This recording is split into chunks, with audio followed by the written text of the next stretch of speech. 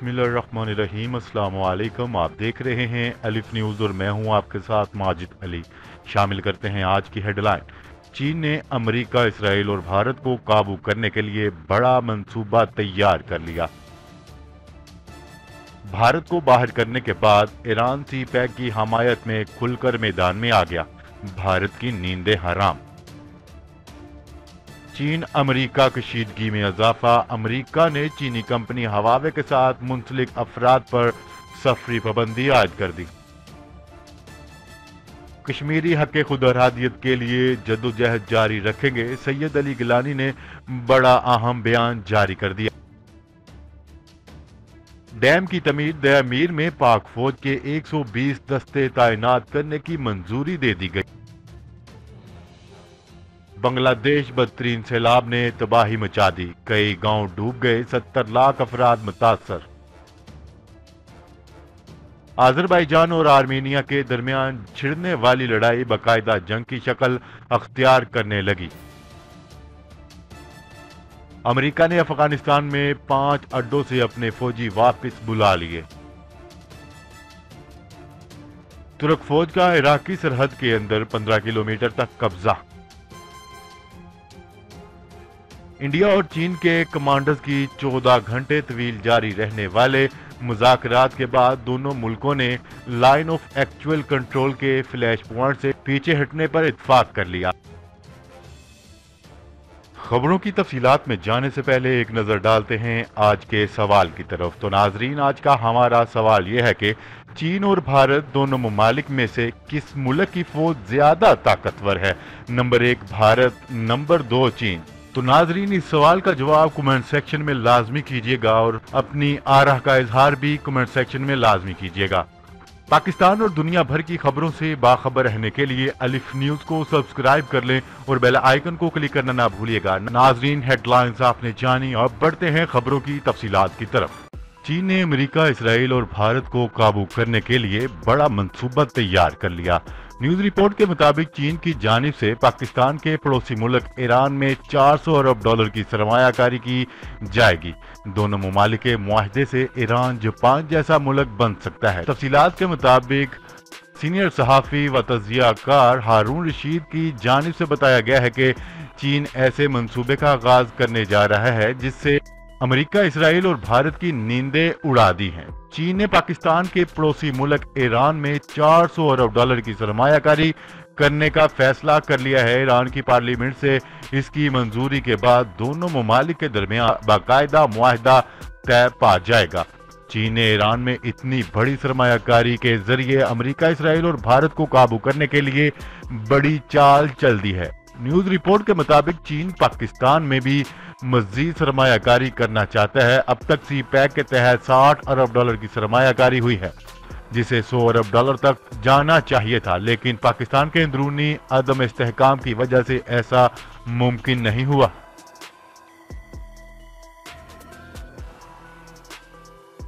खबर के अगले और इंतहाई अहम हिस्से में बात करते हैं। भारत को चाबहार के अहम मंसूबे से अलग करने के बाद ईरान ने सी पैक और बेल्ट एंड रोड मंसूबे की हमायत कर दी। बंदरगाह तोड़ने का मंसूबा फ्लॉप करने के बाद ईरान सी पैक का भी पार्टनर बन गया। ईरान ने सी पैक और बेल्ट एंड रोड मंसूबे की हमायत कर दी है।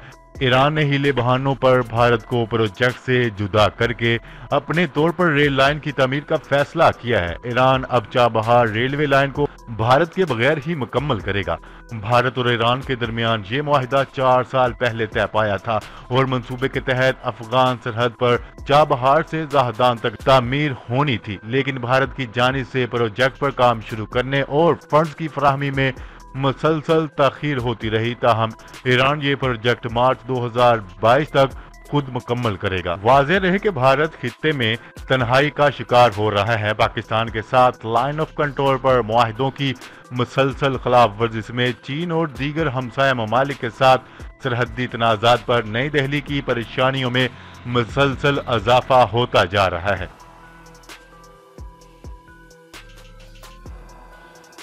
खबर के अगले हिस्से में बात करते हैं। न्यूज रिपोर्ट के मुताबिक अमरीकी महकमे खारजा ने इस ज़िमन में इल्जाम आयद किया है कि हवावे इंसानी हकूक की खिलाफ वर्जियों में मुलव्वस मुल्क की मदद में मुलव्वस है। عالمی خبرساں ایجنسی کے مطابق امریکی محکمہ خارجہ نے کہا ہے کہ ہواوے کے کچھ ملازمین کو امریکی ویزے نہیں دیے جائیں گے۔ امریکی دفتر خارجہ کا کہنا ہے کہ دنیا بھر کی ٹیلی کام کمپنیاں اسے اپنے لیے ایک نوٹس سمجھیں۔ خبرساں ادارے کے مطابق امریکی دفتر خارجہ کا کہنا ہے کہ ہواوے سے کاروبار کرنے والے انسانی حقوق پامال کرنے سے کاروبار کر رہے ہیں۔ خبر کے اگلے حصے میں بات کرتے ہیں کشمیری حریت رہنما سید علی گیلانی کا کہنا ہے کہ کشمیری حق خود ارادیت کے لیے جدوجہد جاری رکھیں گے۔ محمد اشرف صحرائی اور کارکنوں کی گرفتاری بھارت کی بوکھلاہٹ کا ثبوت ہے۔ تفصیلات کے مطابق کشمیری حریت رہنما سید علی گیلانی کا کہنا ہے کہ کشمیری عوام بھارت کے جارحانہ اقدامات کے آگے نہیں جھکیں گے۔ سید علی گیلانی کا کہنا ہے کہ حق خود ارادیت کے لیے جدوجہد جاری رکھیں گے۔ محمد اشرف صحرائی اور کارکنوں کی گرفتاری بوکھلاہٹ کا ثبوت ہے۔ کیا رہے کہ بھارتی فوج نے یوم شہدائے کشمیر سے ایک روز قبل حریت رہنما اشرف صحرائی کو گرفتار کیا تھا۔ اشرف صحرائی کو صبح سویرے سری نگر میں ان کے گھر سے گرفتار کیا گیا۔ خبر کے اگلے حصے میں بات کرتے ہیں دیامیر بھاشا ڈیم کی تعمیر کے سلسلے میں ضلع دیامیر میں دسمبر 2020 تک پاک فوج کے 120 دستے تعینات کرنے کی منظوری دے دی گئی۔ تفصیلات کے مطابق وزیر اعظم عمران خان کی ہدایت پر وفاقی کابینہ نے سرکولیشن کے ذریعے ضلع دیامیر میں پاک فوج کے 120 دستوں کی تعیناتی کی منظوری دے دی ہے۔ ذرائع کا کہنا ہے کہ محکمہ داخلہ گلگت بلتستان نے آرٹیکل 245 کے تحت فوج طلب کرنے کی درخواست کی تھی۔ ڈیم کی تعمیر کے لیے زمین کے حصول کے دوران تھریٹ الرٹ موصول ہوئے تھے۔ ذرائع نے بتایا ہے کہ ڈیم پر کام کرنے والوں اور دیگر مسائل کی سیکیورٹی پاک فوج دیکھے گی۔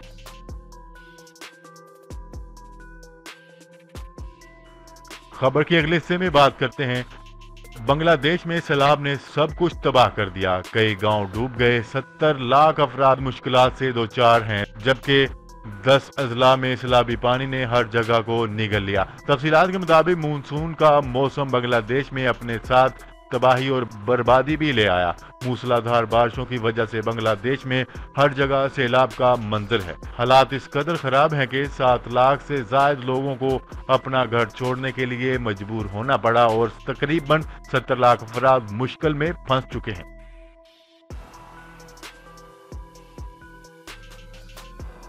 خبر کے اگلے حصے میں بات کرتے ہیں آذربائیجان اور آرمینیا کے درمیان چھڑنے والی لڑائی باقاعدہ جنگ کی شکل اختیار کرنے لگی ہے۔ دونوں ممالک کی افواج کے درمیان سرحد پر جاری شدید جھڑپوں کے دوران کل 16 افراد ہلاک ہو گئے اسلامی ملک کے ساتھ، جبکہ یورپی ممالک کے 4 فوجیوں کی ہلاکت کی تصدیق ہوئی ہے۔ غیر ملکی خبرساں ادارے کی جانب سے فراہم کردہ تفصیلات کے مطابق آذربائیجان اور یورپی ملک آرمینیا کی فوج کے درمیان دوبارہ سے مسلح جھڑپیں شروع ہو گئی ہیں۔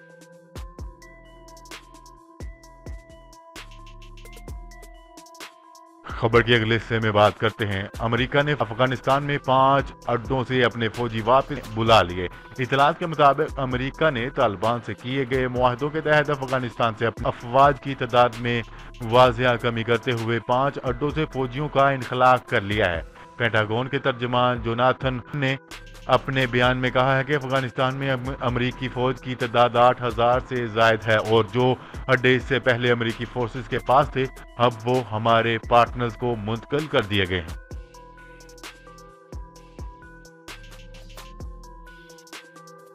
خبر کے اگلے حصے میں بات کرتے ہیں ترک فوج کا عراقی سرحد کے اندر 15 کلومیٹر تک قبضہ۔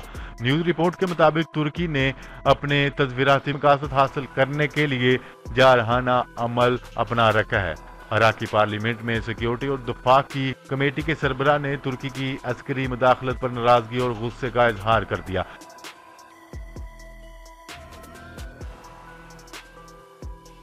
خبر کے اگلے اور آخری حصے میں بات کرتے ہیں انڈیا اور چین کے کمانڈرز کی 14 گھنٹے طویل جاری رہنے والے مذاکرات کے بعد دونوں ممالک نے لائن آف ایکچوئل کنٹرول کے فلیش پوائنٹ سے اپنی افواج کو پیچھے ہٹانے پر اتفاق کر لیا۔ انڈیا ٹوڈے کے ذرائع کے حوالے سے دعویٰ کیا گیا ہے کہ LAC سے مرحلہ وار طریقے سے فوج کو پیچھے ہٹایا جائے گا۔ ذرائع کا کہنا ہے کہ دونوں اطراف کے کمانڈرز فوج کے پیچھے ہٹنے اور تناؤ میں کمی کی تصدیق کریں گے۔ ذرائع نے انڈیا ٹوڈے کو بتایا ہے کہ لداخ میں تناؤ کو کم کرنے کے لیے مذاکرات کے مزید ادوار بھی ہوں گے۔ اب تک ہونے والے فوجی مذاکرات کا نتیجہ مثبت رہا ہے۔ کیا رہے کہ 15 جون کو لداخ کی وادی گولان میں چین اور بھارت کے درمیان شدید جھڑپ ہوئی تھی، جس میں انڈیا کے 20 فوجی ہلاک ہو گئے تھے۔ جی تو ناظرین، آج کے لیے اتنا ہی۔ مزید خبریں لے کر بہت جلد آپ کی خدمت میں حاضر ہوں گے۔ تب تک کے لیے اپنا خیال رکھیے گا۔ اللہ نگہبان۔ پاکستان زندہ باد، پاکستان آرمی پائندہ باد۔